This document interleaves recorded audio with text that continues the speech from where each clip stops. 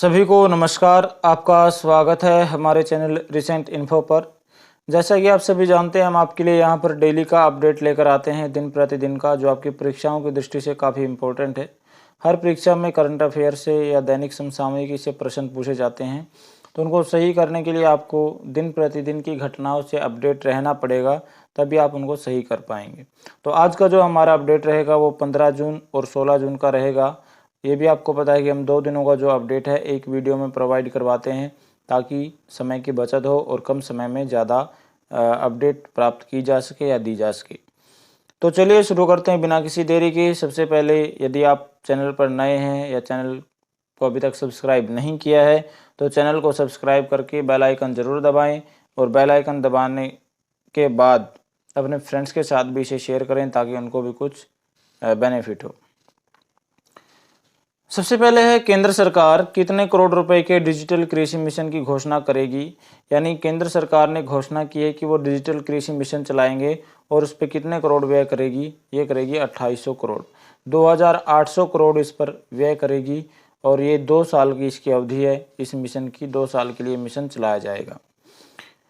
पहले 100 दिनों का एजेंडा लेकर चली है सरकार। 100 दिन में क्या क्या परिवर्तन हो सकते हैं, पहले वो देखेगी। उसके बाद पहले है राजा पर्व। ये कहाँ मनाया गया? रज पर्व, ये राजा पर्व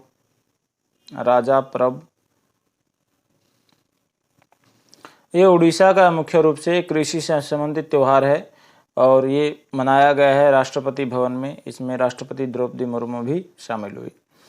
आगे चलते हैं। CSIR और ASPIRI योजना के तहत कितनी महिला वैज्ञानिकों को 3 वर्षों के लिए अनुसंधान अनुदान मिलेगा।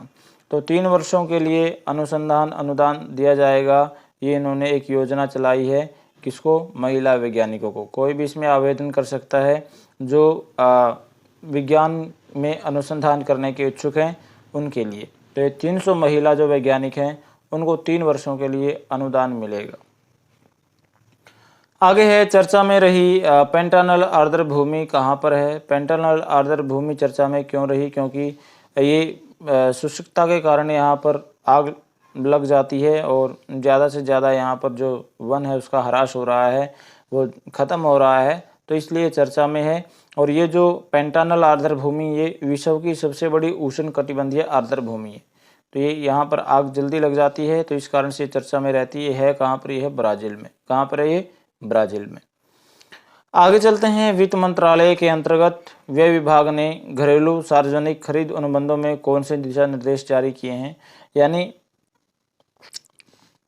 घरेलू जो खरीद अनुबंध है, उनमें निपटान के लिए, समस्याओं को सुलझाने के लिए एक दिशा निर्देश जारी किया है कि इसके माध्यम से आप अपना जो कर सकते हैं समस्या का समाधान। तो उसका है मध्यस्थता, और मध्यस्थता का उपयोग करने के लिए ये दिशा निर्देश जारी किए। सरकार ने इसको अमान्य करार दे दिया था, लेकिन ये एक अच्छा तरीका है किसी भी मामले को जल्दी निपटाने के लिए। आगे है, संयुक्त राष्ट्र शरणार्थी उच्चायुक्त द्वारा जारी रिपोर्ट के अनुसार 2023 के अंत तक कितने लोग जबरन विस्थापित है। जबरन विस्थापित क्या है? कि जानबूझकर या ज़बरदस्ती लोगों को अपनी जगह से खदेड़ देना, उनको वहाँ से भगा देना, तो वो जबरन विस्थापन होता है। तो इसमें लगभग 117 मिलियन से ज़्यादा लोग हैं। ये रिपोर्ट किसकी है? ये है UNHCR की रिपोर्ट है, ये संयुक्त राष्ट्र शरणार्थी उच्चायुक्त। इसमें जो 117 मिलियन से ज़्यादा लोग हैं, इनमें 40% ऐसे हैं जो 18 वर्ष से कम आयु के बच्चे हैं। इनमें 18 वर्ष से कम आयु के बच्चे हैं 40%, 117 मिलियन लोगों में से। तो ये अपने जो मूल स्थान है वहाँ से विस्थापित हो गए हैं, जबरन इनको विस्थापित कर दिया है किसी कारण से। आगे है, ग्रेट योजना के तहत कितने रुपए तक की अनुदान सहायता प्रदान की जाएगी। जो ग्रेट योजना है, इसमें ये कपड़ा मंत्रालय ने चलाई है, और इसमें लगभग 18 महीनों में लगभग 50 लाख की जो आपको अनुदान सहायता प्रदान की जाएगी।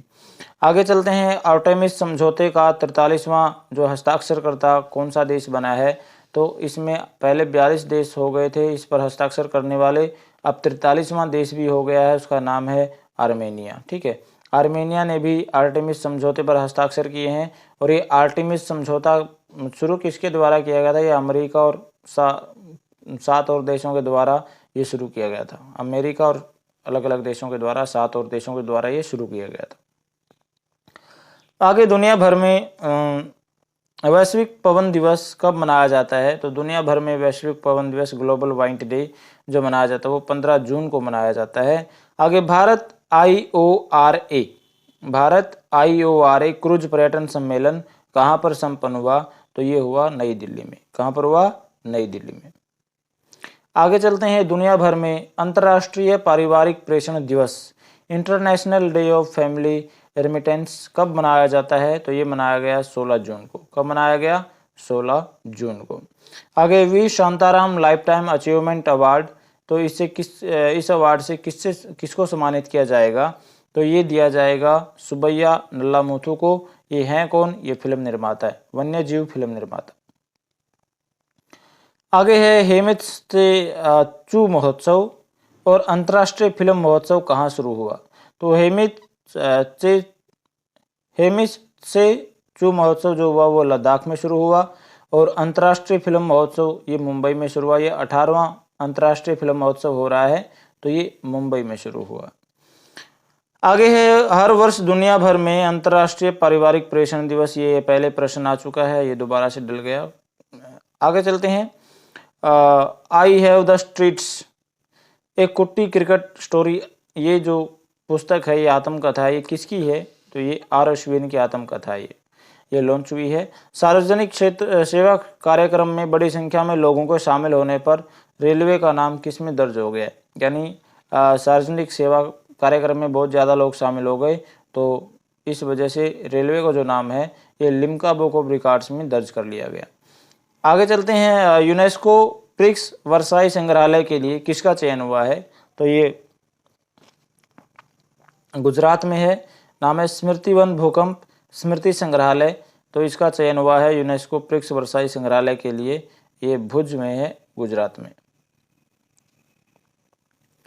आगे चलते हैं, तिरुमाला तिरुपति देवस्थानम का नया एग्जीक्यूटिव ऑफिसर किसे नियुक्त किया गया है?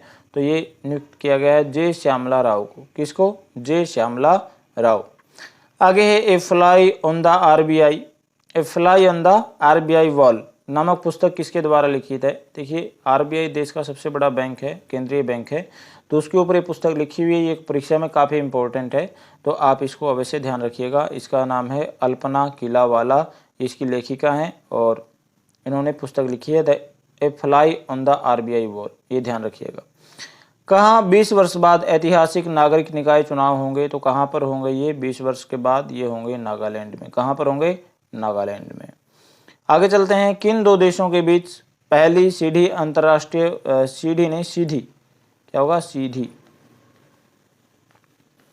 पहली सीधी अंतर्राष्ट्रीय उड़ान सेवा शुरू हुई है? तो किन देशों के बीच हुई है? भारत और कंबोडिया के बीच।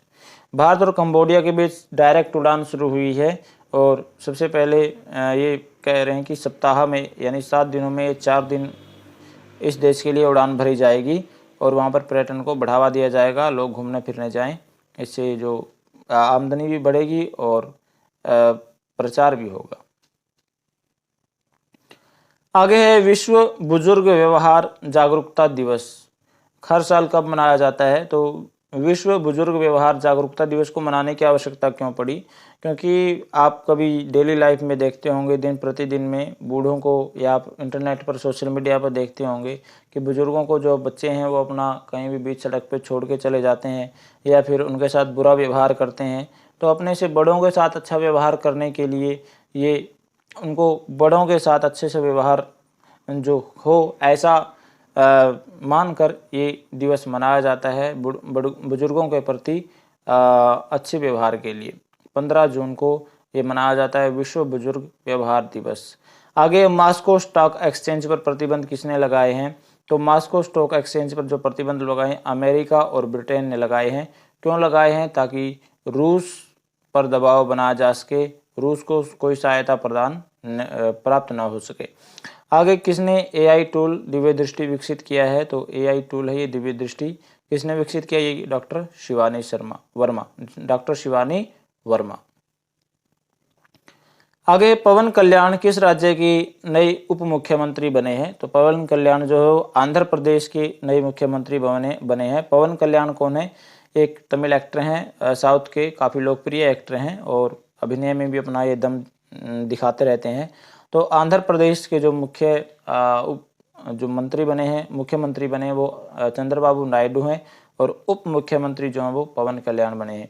इन्होंने पवन कल्याण ने अपनी अलग से पार्टी बनाई हुई है। इन्होंने 23 कैंडिडेट उतारे थे अब की बार लोकसभा में, तो 23 के 23 कैंडिडेट अपनी सीट से जीते हैं। तो 100% विनिंग का रिकॉर्ड भी इनके नाम हो गया है और इन्होंने कहा है कि अगर मुझे इंडी गठबंधन से प्रधानमंत्री का ऑफर भी आ जाए तब भी मैं उनमें नहीं जाऊंगा। तो ये काफ़ी स्पष्टवादी नेता भी लगते हैं। आगे चलते हैं।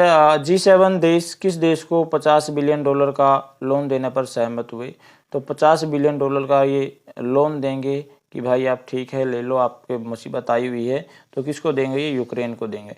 यूक्रेन पर क्या मुसीबत है? यूक्रेन और रूस में युद्ध चला हुआ है और रूस जो है वो यूक्रेन को लगभग पछाड़ चुका है।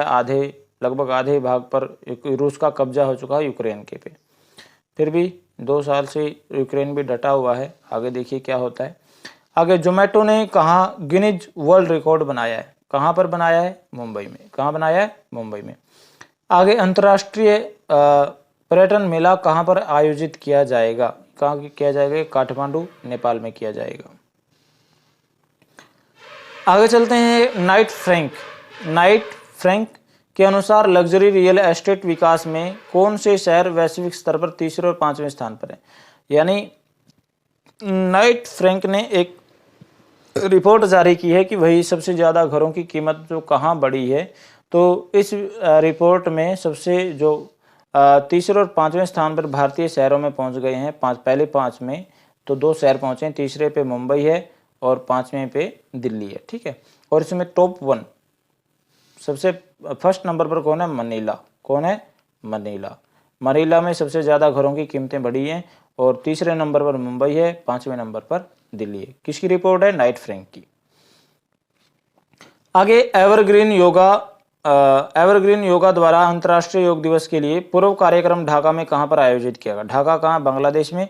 तो ये ढाका में कार्यक्रम आयोजित किया गया अंतर्राष्ट्रीय योग दिवस के लिए। किसके द्वारा? एवरग्रीन योगा के द्वारा। तो है कहां पर? ढाका में। किस जगह पर हुआ? ये रविंद्र सरोवर पार्क में हुआ। कहां पर हुआ? रविंद्र सरोवर पार्क।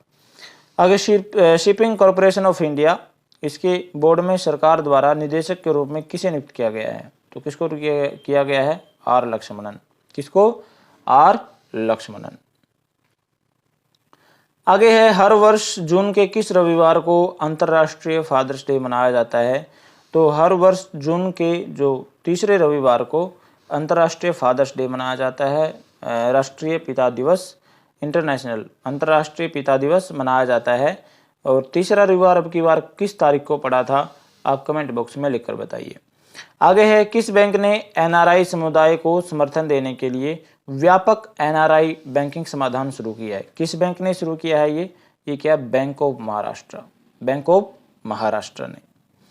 आगे भारतीय उद्योग परिसंघ ने 2024-25 में भारत के लिए जीडीपी विकास दर का अनुमान क्या लगाया? कि भारतीय उद्योग परिसंघ ने अनुमान लगाया कि जीडीपी जो रहेगी भारत की 2024-25 में कितनी रहेगी? वो रहेगी 8%। कितने? 8% का अनुमान लगाया है कि 8% रहने का अंदाजा है। आगे किस संगठन ने भारतीय रिजर्व बैंक को risk manager of the year award 2024 से सम्मानित किया है? तो किसने ये अवार्ड दिया है आरबीआई को risk manager of the year award 2024? तो किसने दिया? ये दिया केंद्रीय बैंकिंग ने। किसने दिया? केंद्रीय बैंकिंग संगठन ने ये अवार्ड दिया है भारतीय रिजर्व बैंक को। आगे किस सार्वजनिक क्षेत्र के बैंक ने 12 जून को चेन्नई में एमएसएमई क्षेत्र के लिए ऋण शिविर का आयोजन किया? तो ऋण देने के लिए शिविर लगाए हैं कौन से क्षेत्र में? एमएसएमई ये होता क्या है? आप कमेंट बॉक्स में लिखकर बताओ, आप अध्ययन करते हैं। तो किस बैंक ने किया ये क्या? इंडियन बैंक ने। किस बैंक ने? इंडियन बैंक ने। ये पिछली खबर थी, ये रख ली, भूल गए थे, रह गई थी एक। तो आज की वीडियो में इतना ही। मुझे आशा है कि आपको वीडियो पसंद आया होगा। जाने से पहले लाइक शेयर सब्सक्राइब अवश्य करें। सब्सक्राइब करके बेल आइकन जरूर दबाएं। अपने फ्रेंड्स के साथ भी शेयर करें। सोशल मीडिया पे जहां आप शेयर कर सकते हैं वहां शेयर करें। थैंक यू, धन्यवाद। मिलते हैं अगले वीडियो में।